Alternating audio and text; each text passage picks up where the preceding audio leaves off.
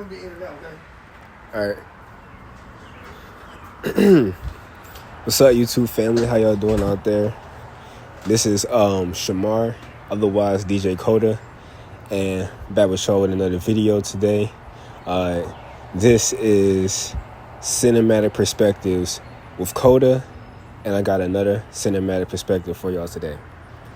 So, today I went to the movies, and I saw a movie called The Life of Chuck. So today I will be doing a spoiler-free review first for Life of Chuck, and then I'll get into some spoilers. So, Life of Chuck is a movie. This is a great film, very great film. I love it. It's directed by Mike Flanagan, and it's based on a short story by Stephen King. So everyone loves Stephen King, but this isn't your typical Stephen King. This isn't no horror. I would consider this a drama, but it has some supernatural element. Of course, it's Stephen King, but it's a drama with that Stephen King supernatural element to it. It's not scary. It's not horror. So, basically, if I had to rate this movie, I know a lot of people like to do stars. I think I prefer to do the 10 number scale, number out of 10. The reason why is because it's kind of like 100%, like 50, 60, or like 5, 6. I think better out of 10 than out of 5. So if I had to give this movie a rating from 1 to 10 for my first viewing and just seeing it today, I would give it a For right now, I pretty much give it a 9 stars. I mean, I don't see no real issue with it, but I give it a 9 stars. One star, and I'll explain why in my spoiler section. But yeah, so I get this movie 9 stars, 9 stars out of 10, and I really love the movie. All the acting was great. Yeah, the acting was pretty good to me. I really like the acting. Like, it was nothing stellar, but it's not like the movie really called for stellar. The acting was great for what the movie called for. I feel like just kind of like the meaning is like the big piece of this film. Even though it's a drama movie, and drama is where you get a lot of acting, I just feel like it's the meaning that's like the big piece for this movie. The cinematography was great. One thing I'll say is, like, this decade, 2020s, I feel like there's been a lot of great cinematography in a lot of these movies. But yeah, so I really like the cinematography. Really, the color grading, it kind of has this blue tint to it. At least for like, not. That's more so just the first act. The first act has like that blue tint to it. But I'm not the biggest fan of that blue tint color grading, but it works for that first act. It's great for the first act. The music, the score, I don't even know who scored this movie. So give me a second to find out.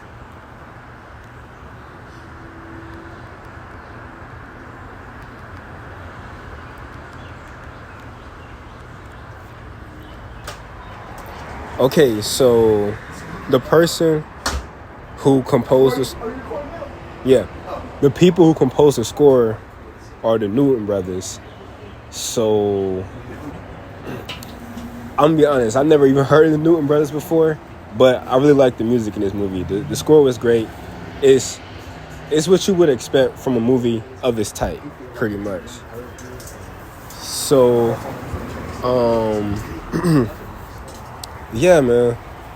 For the most part, the movie's good. The writing, okay, I love the writing. The narration is great, especially for the second especially for the second and third act. This movie has like chapters. It's like one of those movies that are broke up in chapters. And the second, it's broken in 3 acts. But first act is pretty much, I don't want to spoil the movie in this section, but the first act is like him older. Second act, like more so an adult, and then third act when he's a child. The movie goes backwards. So basically, yeah, like, I don't know. I really like this movie. I give it 9 stars out of 10. There's not a whole lot more that I feel like I can say right now without spoiling it. So if you haven't seen the movie yet, The Life of Chuck 2025, if you haven't seen it yet, this is where I start the spoiler section right now. Okay, so this movie was very interesting to me. It really inspired me. That's how I was like, this is really like my first like real video. I've done a video before this. I did a video some years back, and for some reason I just never came back to it. But this movie really kind of like breathed life in me because it made me think. So I want to get into that. So what I'll do is I'll start by giving my thoughts on each act. Like I said, this is like a chapter type movie, and it's broken into 3 acts. So this is like the spoiler section right here. So the first act of the movie, which is actually the third act of the movie because it goes backwards. So the third act, and each act had a name. I forgot the name of the third act, which is the first act of the movie. I forgot the name of the act. But basically, in this part of the film, the characters in this film, hold on, like, one thing I need to do better with is actors' names for sure. Actors' names.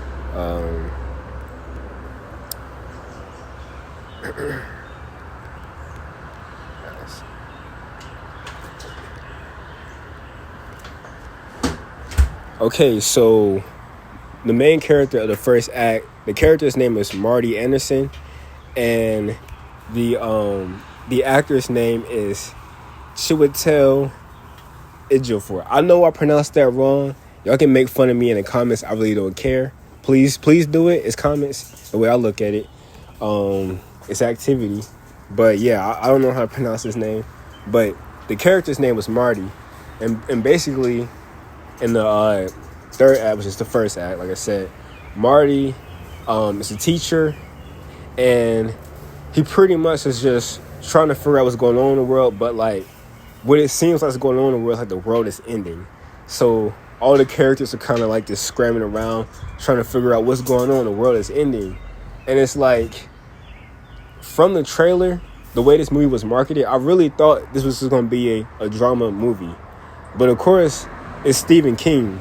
So of course it's going to have like that weird supernatural element to it. But it makes sense for them. There's only one part that's really like supernatural, but this kind of, it makes sense in a sense. But I'll get to that in a second. So anyways, like, Marty is a divorcee, and he's pretty much just trying to get to his wife and trying to speak to his wife before the world ends, because they really think the world is ending. But what I find is interesting is that, like, they bring up this concept of the and y'all please forgive me for my pausing, because I got my notes here. I'm just trying to get all my thoughts together and stuff.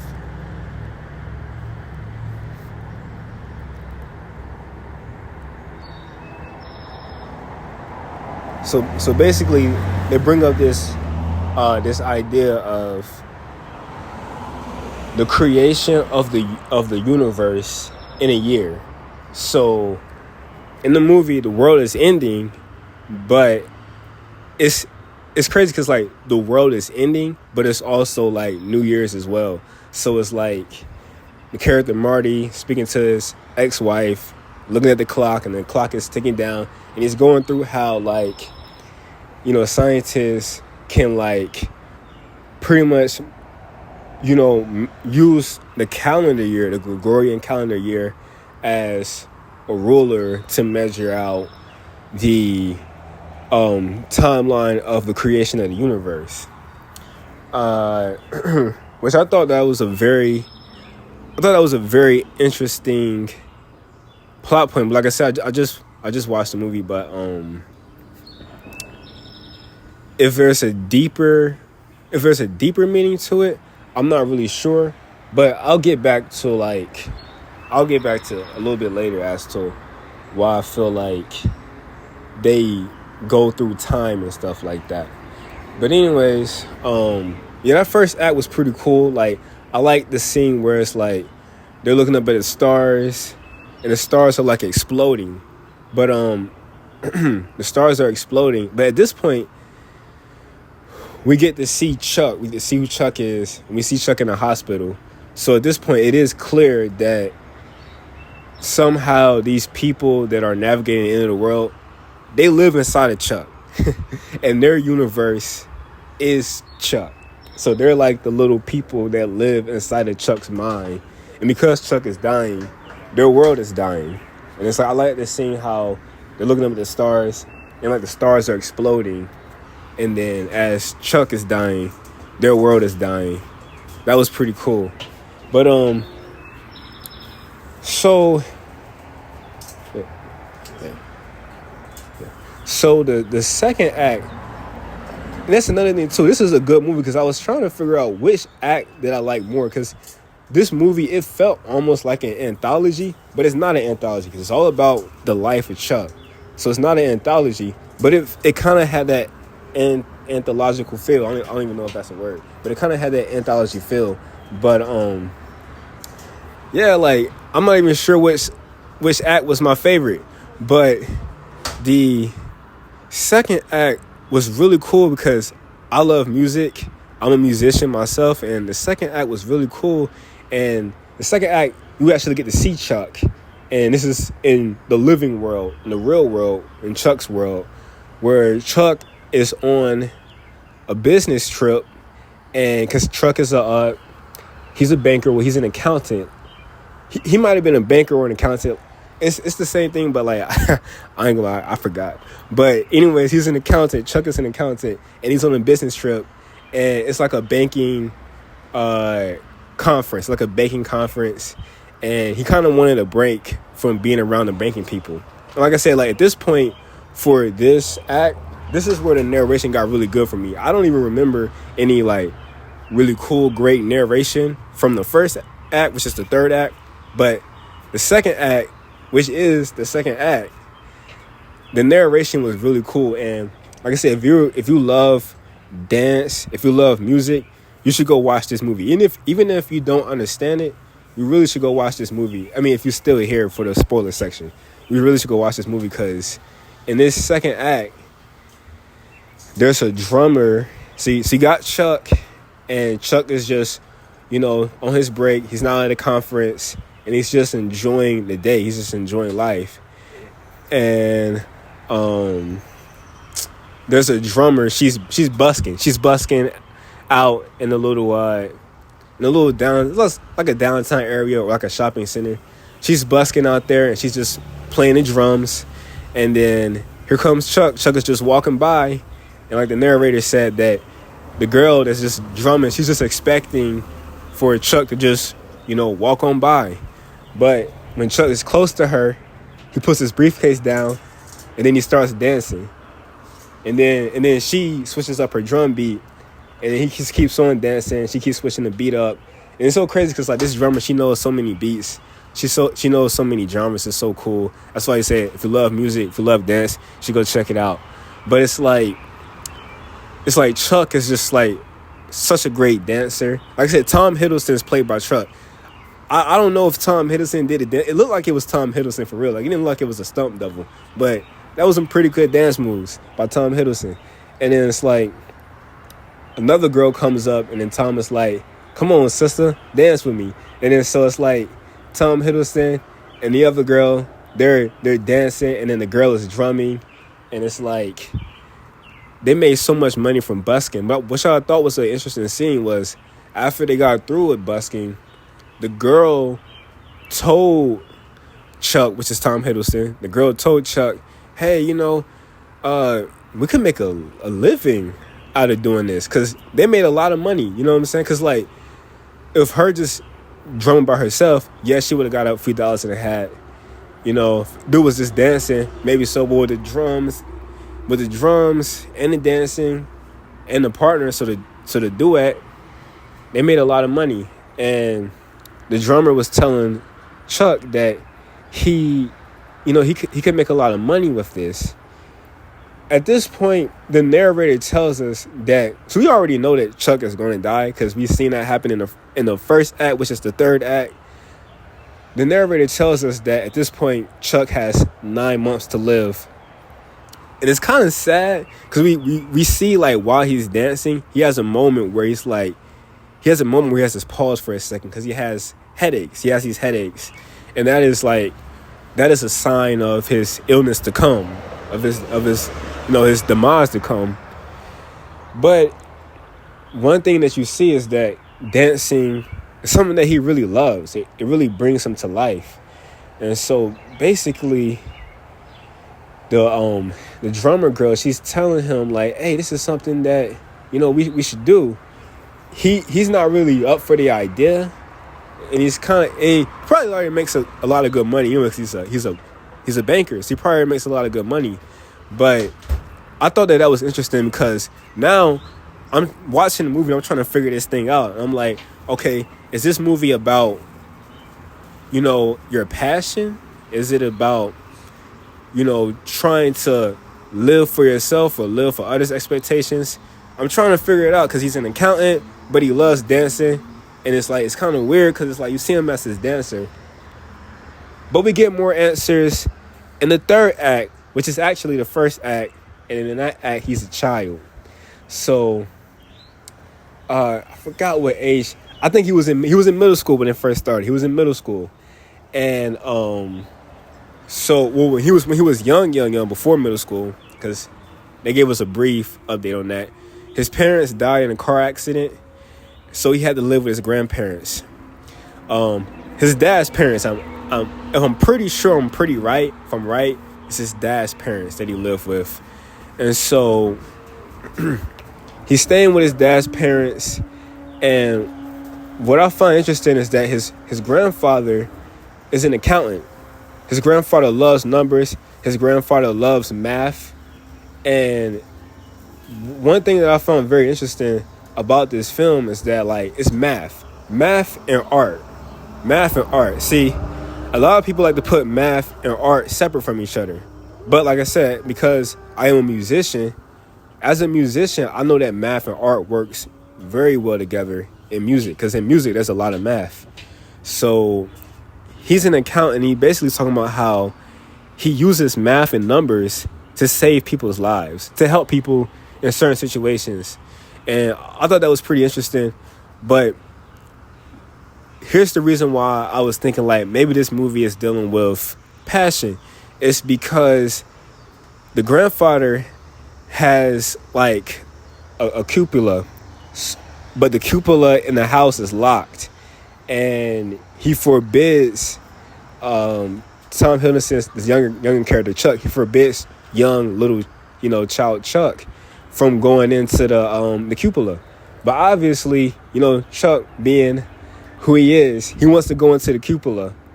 But his grandfather is, like, not trying to let him get in there. So there was this scene where he's talking to his grandfather. And hold on, I'll come back to that. First, I just want to note that he got his love for dancing from his grandmother. His grandmother, she loved music and she loved to dance. And they basically used to watch a lot of blockbusters together.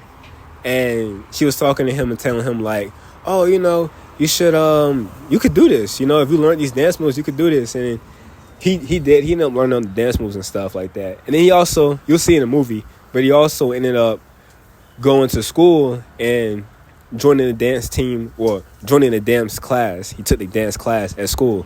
So what I thought was an interesting scene, going back to his grandfather, was that his grandfather was talking about math and how everything in the universe, because like I said, it's back to the universe. And I forgot to tell you the name of the act. The name of the third act is called I contain multitudes.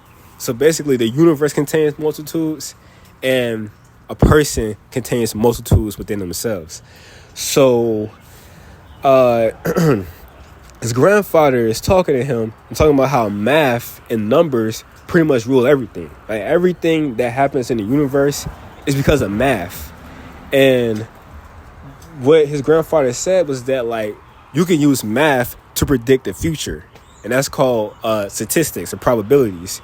And basically, what he was telling his grandson Chuck, he told his grandson that it's more probable, or it's more likely for him to be able to make a living as a Major League Baseball player than as a dancer. And I was thinking about that, and I was like, So I know Stephen King, he's a writer, he's a creative. So I'm thinking like, okay, is this kind of like getting at, when certain people try to tell you that you can't go after your dreams? That's something to think about. I really feel like that is a part of the movie, but there is something deeper as well. So, so there's another thing I want to talk about too is the biblical aspect of this movie. The biblical aspect. One thing I found very interesting about this movie is that the narrator, this is during the second act, so I'm going back to the second act. The narrator said that Chuck's life became narrow at a point, and he said that he felt like he might have been a little disappointed by that. Probably narrow because he just focused on accounting. But it's interesting because it's like, if you read the Bible, Jesus said, narrow is the way and broad is the way to destruction. So, so now I gotta go back to the first act, which is actually the third act. So when they was talking about how the creation of the universe is all in the calendar year, they were basically saying that humans and all of that, like humans and I'm sorry, y'all gotta bear with me, but humans and animals and stuff, they all were created on the last day of the year. But we know that God created man. Y'all gonna have to forgive me. The last thing that God created was man. So I think man was created on the sixth day. I'm gonna go back and check. Y'all correct me if I'm wrong. I'm pretty sure man was created on the sixth day, or man was created on the seventh day, but I think man was created on the sixth day, and then on the seventh day, which is the last day of the week, God took a break, and that's called the Sabbath day. But I find it interesting that like there is somewhat of this. There's a little bit of. I mean, I might be reaching with the biblical aspect to it, but it seems like there's somewhat of a biblical aspect to this. And then there was also another interesting line from the narrator in this movie, where the narrator was saying that when Chuck eventually got sick, the sickness hit him so hard that he wondered why, why people even, why God even created people, why he even created life. And I thought like, that's such a harsh line, but then again, it's like, sickness can be pretty bad. Like when you feel bad, all you want is to get better. So now I kind of gotta, to bring my thoughts together, I kind of gotta come back to, I was trying to think, what was that one point I was gonna make? Okay. So here's the line. So another important line is that the narrator in the second act was saying that, so the drummer, I believe her name was Casey, the character. So the drummer asked Chuck, well, why did you stop? Like, why did you stop by me? And why did you start dancing? Why did you start moving to the beat? And like I said, like when Chuck was a teenager, he sung in a band when he was a teenager. Sung and danced in the band. And the narrator was like, well, that's why I say this is cool narration, because when people ask you certain questions like that, it can be a certain deep answer. There are multiple answers that come up, and the narrator was like, well, he was thinking that maybe it was because he used to dance in a band that he sung in during the break beats, but he was like, nah, that ain't it. It's something deeper. It's something else. That's what it really is. But narrator said that eventually on his deathbed that at some point when he was thinking about why did he start dancing to the drummer, the narrator said that he felt like it was because of moments like that. That's why God created us. It's because of moments like that. And one thing that had me thinking was like, maybe we should just live life, because. So I gotta get back to the cellar. I mean, I say the cellar. They're kind of similar. Usually it's a cellar in a movie, but it's a cupola, upstairs. So his grandfather wouldn't let him into the cupola. Like I said, this is spoiler section. This spoiler section. So this is a real spoiler right here. If you haven't seen the movie yet and you don't like spoilers, you should be out of here by now. But here we go. So finally we get to the end of the movie and his grandfather passed away. His grandfather died. And his grandfather left him all the money. And his grandfather also left him the house. And he's like 17. I think, they say he's 17 years old. He's a junior in high school. He's just staying at the house. His other grandparents, his mom's parents, they came to live with him because they had nothing to do and they wanted to stay with him for a while, for the rest of his time in school. But his grandfather had left him a few things behind. A few, like, obviously money, but his grandfather left a few, like, items behind that were close to him. And one of those things was obviously the key to the cupola. So he finally went up there and he opened it up to see what was inside. And obviously, Stephen King, you never know what to expect. The movie was pretty chill throughout, but when he opened up that door, you never know what to expect. And at first it's like, okay, it's nothing. But then after a while, you see, I'll go ahead and tell you what it was. It was him, the older him. This is a teenager playing Chuck now. It was him. It was the older Chuck, played by Tom Hiddleston, in the hospital bed, in his deathbed. And so it was revealed to us by the narrator and by this scene, obviously, that the cupola, it shows you the future, or it shows you how people die. And so the grandfather had seen how a few people died up there. He even saw how he himself would die. So now Chuck is in the cupola and he is seeing how he's going to die. What I find very interesting, let y'all know this too. I don't know how old Tom Hiddleston is, but the character Chuck, 39 years old. So Chuck died at 39, pretty young. Died pretty young, but what I find interesting is that his outlook on it. He's just the teenage Chuck is seeing himself in the hospital bed, up in the cupola, and his outlook is just like, hey, I'm just gonna live life. I'm just gonna live life to the best that I can. It kind of reminded me of, and this is low key a spoiler too. If I haven't seen it, Final Destination, Bloodlines, kind of reminded me of William Bloodworth's, Tony Todd, William Bloodworth's his last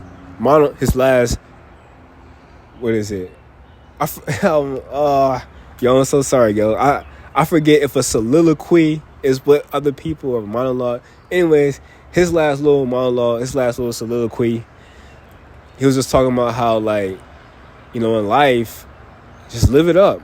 Just live life to the best you can. And that's what that scene kind of reminded me of, where he saw his life. But what I find interesting is that what I was thinking about was like, did he really do that? We know he got married. He had a son.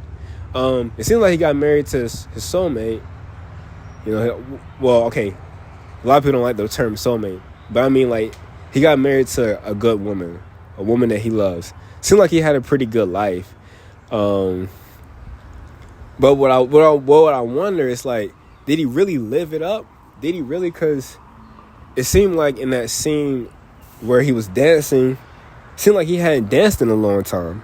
And like I said, like when he was a kid, when he was in the middle school, he danced. He was in the dance class. I don't know if it's a dance club or a dance class, but he was in a dance club or dance class at school when he was in middle school. But it seemed like he had been dancing for a long time. It seemed like he just was living the accountant life. But it's like, then when you think about it, it's like, life goes on. I think that the movie is telling us that I think one, because like I said, obviously numbers and math are like a big theme within this movie. And then also, like, obviously with numbers is time. Time is numbers. We count time with numbers. Seconds, milliseconds, minutes, hours, and days. Days, weeks, months, years, decades, and centuries and millennia. We count time by numbers. And 39, he was 39, so he was pretty young. So he knew that he would not have too many years. But what I found interesting is that, like, I'm not sure if the movie was basically saying, like, oh, you should go out for your passion. You should go for what you're passionate about. Because I thought that the cupola was kind of like imagery for the imagination or like creativity. But then when we finally saw what it was that was up there, and that it actually does show you the future, like it shows your death. I wasn't sure what to think about the cupola anymore. But one thing I do think about is that, like, whatever you do, like, pursue what you're good at, or if you decide to be an artist, you try to decide to go that route. Like me, I'm kind of like, I'm not feeling comfortable to tell what I'm doing, but I'm kind of more, I found the nice medium.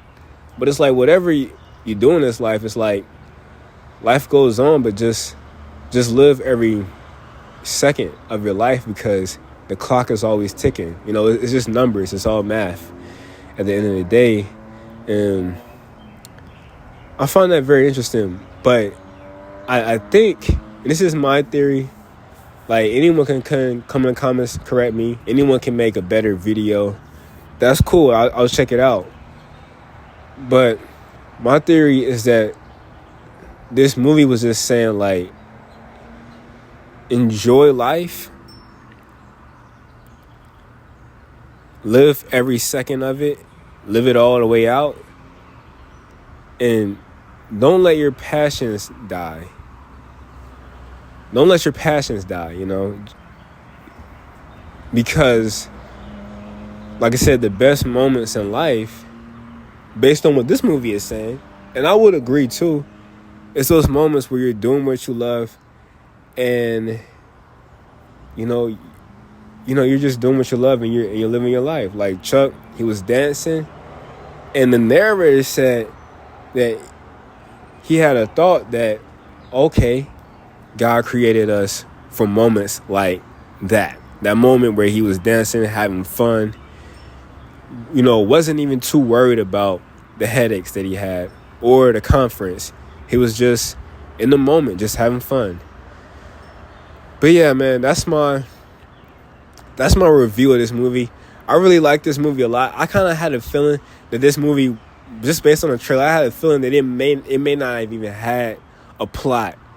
I kind of feel like you could kind of say it had a plot. I mean, whatever you consider a plot, not in the normal sense, but like it kind of had a plot. It's just,